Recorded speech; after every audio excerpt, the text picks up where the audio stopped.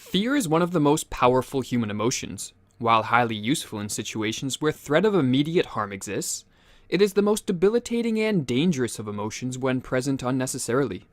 In this video, we will examine how fear can be used as a tool to manipulate others, and how those in positions of power, past and present, have effectively used fear to control certain aspects of society. Humans, especially since the Industrial Revolution, have become increasingly protected from the dangers that our ancestors faced in relation to the natural world. But as mankind's fear of nature and the elements has fallen, in its place many other fears have come to fill the void. Some of these fears have arisen in response to real threats, but many have been in response to things imagined, as the Stoic philosopher Seneca pointed out. There are more things likely to frighten us than there are to crush us. We suffer more often in imagination than in reality. While some of these imagined fears are of one's own making, many are the consequence of narratives created by those in positions of power. Individuals looking to take advantage of and manipulate others have long realized the power of fear. When one is gripped by fear of a threat, real or imagined, their rational and higher cognitive capacities shut down, making them easily manipulated by anyone that promises safety from the threat. No passion so effectually robs the mind of all its powers of acting and reasoning as fear, wrote the 18th century philosopher Edmund Burke.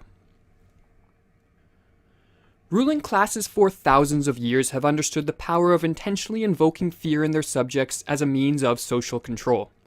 Henry Frankfort, in his book The Intellectual Adventures of Ancient Man, noted that between 1800 and 1600 BC, a fear psychosis spread through ancient Egypt, precipitated by the invasion of foreign rebels hungry for power and conquest.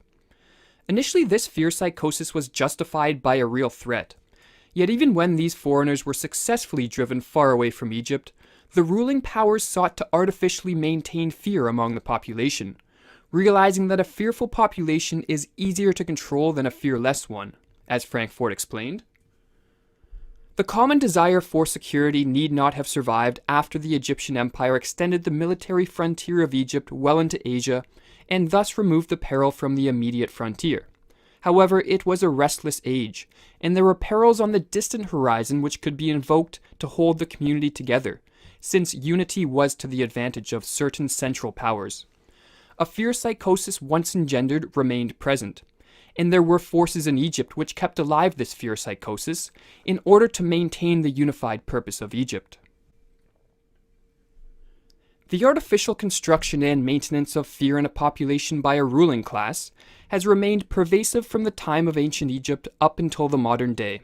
Oppressive governments often maintain their grip on a nation by continually invoking fear, and then proceeding to claim that only they, the ruling powers, have the means and ability to protect the population from such a threat.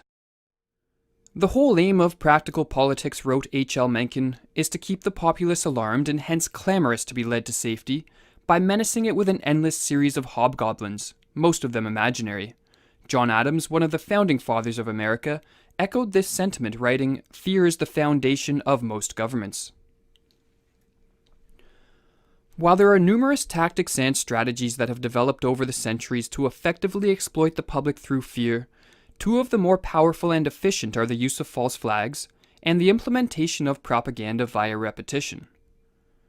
A false flag can be defined as a covert operation, designed to deceive in such a way that the operations appear as though they are being carried out by entities, groups, or nations other than those who actually planned and executed them. In his book Feardom, Connor Boyack provides a nice explanation on the effectiveness of false flag attacks for those looking to institute social control.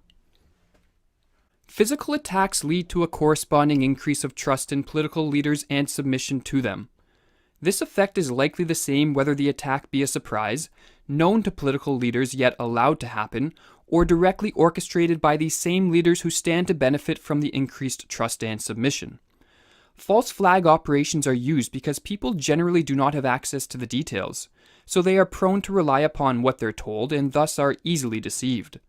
People will, for the most part, believe what they are told in times of crisis, and so government officials, whether their motives are good or evil, capitalize on or completely fabricate the crises. Repetition is also a well-known and prevalent propaganda technique used to solidify falsehoods and perpetuate fear in the public consciousness. By repeating specific phrases and warnings, and displaying particular symbols and images over and over through various mediums, those in power are able to paralyze entire populations with a fear psychosis. The Nazi propaganda minister Joseph Goebbels was well aware of the power of repetition in cloaking falsehoods in a garb of truth, stating, "It would not be impossible to prove with sufficient repetition and a psychological understanding of the people concerned that a square is in fact a circle. They are mere words, and words can be molded until they clothe ideas in disguise."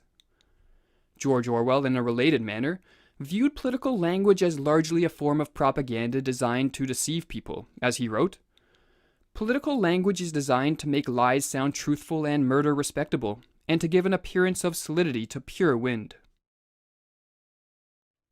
The technological advances of the last century have given those in power the ability to propagate their narratives and engage in fear-mongering to an extent never before seen in history. However, despite the unnerving situation we find ourselves in, there is an antidote to the power of propaganda and fear-mongering, that being knowledge. Plato rightly stated that ignorance is the root of misfortune.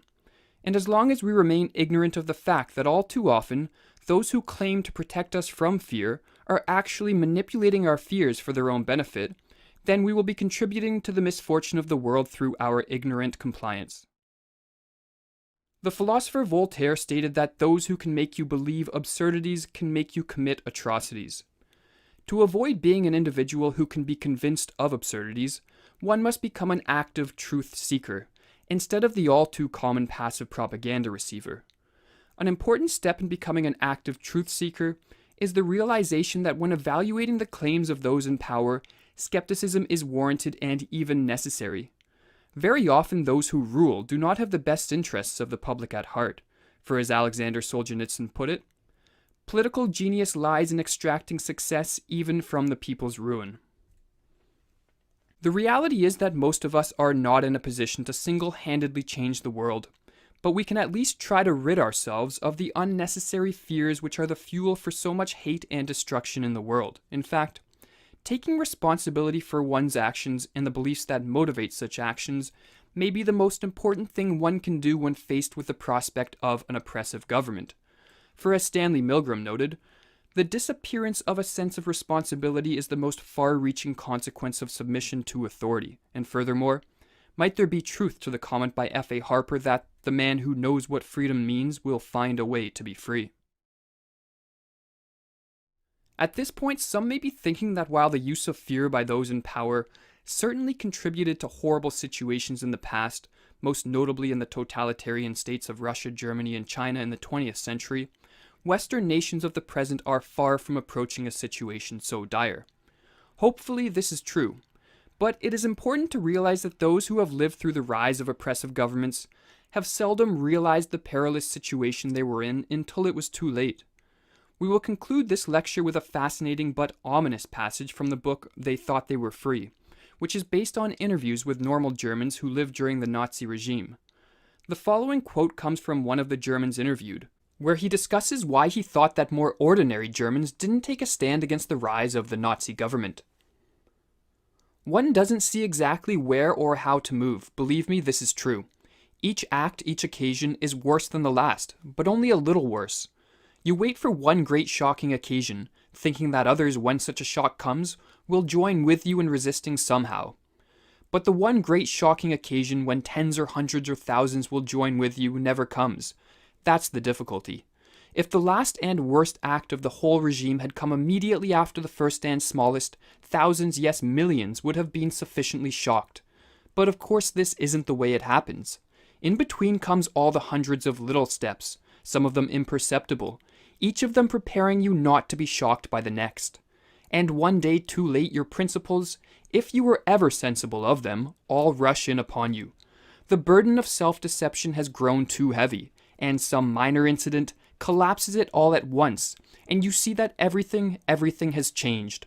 Now you live in a world of hate and fear, and the people who hate and fear do not even know it themselves. When everyone is transformed, no one is transformed.